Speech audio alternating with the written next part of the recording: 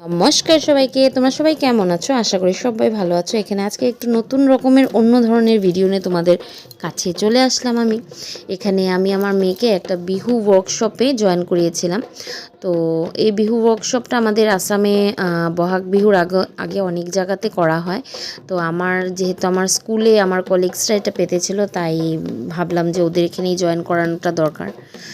আর ওর মানে অনেকটা ডান্সের প্রতি ইন্টারেস্টেড, ও প্রচণ্ড ইন্টারেস্টেড, কিন্তু আমি কেন জানি দিইনি ডান্সের ক্লাসে, এটা আমি জানি না, বলতেও পারবো না।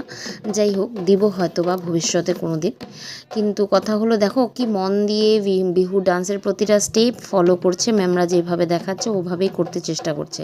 ও পারছে না, তথাপিও ও যথেষ্ট চেষ্টা করছে।